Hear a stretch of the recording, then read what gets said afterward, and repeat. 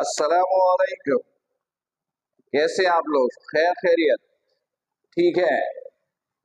पिछला टॉपिक आप लोगों ने रिवाइज किया। पिछले टॉपिक में हमने क्या स्टडी किया था? पिछले टॉपिक में हमने स्टडी किया था फ्लूइड डायनामिक्स क्या होता है, विस्कोसिटी क्या होती है, विस्कस फ्लूइड किसको कहते हैं, वेलोसिटी ग्रेडियंट क्या था, विस्कस फोर्स वेलोसिटी ग्रेडियंट के डायरेक्टली, एरिया के डायरेक्टली। फिर हमने विस्कोसिटी मालूम करने के लिए फॉर्मूला भी स्टैब्लिश किया था। उम्मीद है कि वो सारे पॉइंट्स आपको क्लियर होंगे। आज उसी से आगे हम लोग बढ़ रहे हैं। आज जिस टॉपिक पर हम लोग बात करेंगे वो फ्लूइड डायनामिक्स का टाइटल है और इसमें हम लोग टर्मिनल वेलोसिटी पर बात करेंगे। टर्मिनल वेलोसिटी ऑफ फ्लूइड पर बात करेंगे।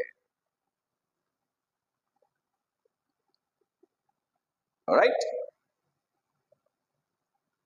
ओके। देखिए, टर्मिनल वेलोसिटी फ्लूइड की होती क्या है? बहुत आसान सा रूल है। पहले एक वर्ड समझिएगा। एक वर्ड इस्तेमाल करते हैं, drag force. Drag force F से लिख लीजिए, फोर्स है तो एफ। याद है स्टूडेंट, मैंने आप लोगों को बताया था कि फ्लूइड्स लेयर पे बेस करती हैं। पहला लेयर, फिर दूसरा, फिर पहला, दूसरा, ऐसे ऐसे ऐसे। और सबसे नीचे वाले लेयर की वेलोसिटी कम होती है, उससे ऊपर ज्यादा, उससे ऊपर ज्यादा, उससे ऊपर ज्यादा। तो इसका मतलब है एक लेयर दूसरी लेयर पे ड्रैग हो रही है, एक लेयर दूसरी लेयर पे ड्रैग हो रही है, खिंच रही है। लेयर के ऊपर लेयर है ना, और ऊपर वाला लेयर तेजी से जा रहा है, उससे नीचे उससे कम स्पीड से। तो इसका मतलब है एक लेयर दूसरी लेयर पे ड्रैग हो रहा है, तो फोर्स तो लग रही होगी ना ड्रैग की, वो ड्रैग फोर्स है। और ड्रैग फोर्स मालूम करने का ये फॉर्मूला है। Drag force 6 pi eta r v. ये ड्रैग फोर्स मालूम करने का फॉर्मूला है। ये स्टोक नाम के एक साइंटिस्ट ने डिटरमाइन किया था। ये किसने डिटरमाइन किया था? स्टोक नाम के साइंटिस्ट ने। स्टोक नाम के साइंटिस्ट ने इसको डिटरमाइन किया था। ये स्टोक्स लॉ भी इसको कहा जाता है। फिलहाल तो हमने कहा कि ये ड्रैग फोर्स मालूम करने का एक फॉर्मूला है। इसे इक्वेशन 1 का नाम दीजिए। फिर एक वर्ड है ग्रेविटेशनल फोर्स। ग्रेविटेशनल फोर्स, ये वो फोर्स है जो अर्थ फ्लूइड पर एक्ट करेगा।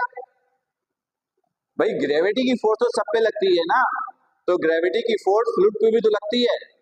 ड्रैग फोर्स यूं लेके जा रहा है, ग्रेविटी की फोर्स यूं खींच रही है, ग्रेविटी की फोर्स यूं लगती है।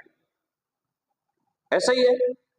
ग्रेविटेशनल फोर्स मींस वो फोर्स जो ग्रेविटी के थ्रू लग रही हो, और वो मालूम करने का फोर्स है तो इसको भी एफ कहिए। ये एफ मालूम करने का ये फॉर्मूला मैंने आपको दिया था, rho g v. Rho g v, right? if body is sphere, if body is sphere, तो स्फीयर बॉडी का वॉल्यूम का फॉर्मूला क्या होता है? 4/3 पाई आर क्यूब। तो ग्रेविटेशनल फोर्स का फॉर्मूला ये हो गया, F is equal to rho g 4/3 pi r cube. This is number 2। अब गौर से सुनिएगा। फ्लूइड की वो वेलोसिटी, फ्लूइड की वो वेलोसिटी जिसपे ड्रैग फोर्स और ग्रेविटेशनल फोर्स बैलेंस हो जाए, उस वेलोसिटी को कहते हैं terminal velocity. Terminal velocity of the fluid, velocity of the fluid at which drag force be balanced as gravitational force. Right? जब फ्लूइड की ड्रैग फोर्स, फ्लूइड पे लगने वाली ड्रैगिंग की फोर्स ग्रेविटेशनल फोर्स से बैलेंस हो जाए तो उस वक्त जो फ्लूइड की वेलोसिटी होगी उस वेलोसिटी को कहेंगे terminal velocity.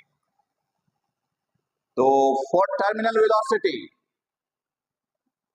For terminal velocity for terminal velocity आपने कहा कि ड्रैग फोर्स ग्रेविटेशनल फोर्स से बैलेंस हो गया, ये इसके इक्वल हो गया। तो आपने लिखा 6 पाई ईटा आर वी, अब इसको टर्मिनल वेलोसिटी बोलेंगे, बराबर हो गया rho g 4/3 pi r cube, right. यानी terminal velocity means drag force gravitational force से बैलेंस हुआ, यानी दोनों इक्वल हो गया। तो बस यहां से वेलोसिटी निकालिए। पहले एक काम करते हैं, 6 पाई ईटा आर वी, इसको ऐसे लिखो 4 pi rho g r cube over ये 3। अब ये सब मल्टीप्लाई इधर आके डिवाइड, तो v is equal to 4 pi rho g r cube over 3, इन सबको इधर ले आइए 6 पाई ईटा आर, ये सब मल्टीप्लाई v के साथ इधर आके सब डिवाइड, जो कैंसिल हो रहा है कैंसिल कीजिए, 2 to the 4 2 3 the 6, एक आर से ये एक आर कैंसिल, 2 बच गया, पाई से पाई कैंसिल, तो ये बच गया v is equal to 2 rho g r square over 3 multiply by 3 9, और ये बच गया ईटा। ये टर्मिनल वेलोसिटी मालूम करने का फॉर्मूला। इस फॉर्मूले में rho density of the fluid और वाटर की डेंसिटी याद करके रखना है आपको, 1000 kg पर metre cube, g 9.8 gravitational acceleration, r radius of the spherical body, and eta is the viscosity, right, and v is the terminal velocity। तो students, ये टर्मिनल वेलोसिटी का एक छोटा सा सेगमेंट था। उम्मीद है कि टर्मिनल वेलोसिटी का कॉन्सेप्ट बिल्कुल क्लियर हो गया होगा। टर्मिनल वेलोसिटी क्या होती है, कैसे कैलकुलेट होता है, क्या मतलब है, ये सारी चीजें हमने आपको एक्सप्लेन की। फिर भी आपको लगे कि कहीं पर कंफ्यूजन है, कोई प्रॉब्लम है, तो उसको राइट डाउन करके रखिए, लिख के रखिए, ताकि फिर लाइव सेशन में आप उसको मुझसे डिस्कस कर सकें, राइट। अपना बहुत ख्याल रखिए। अस्सलामु अलैकुम।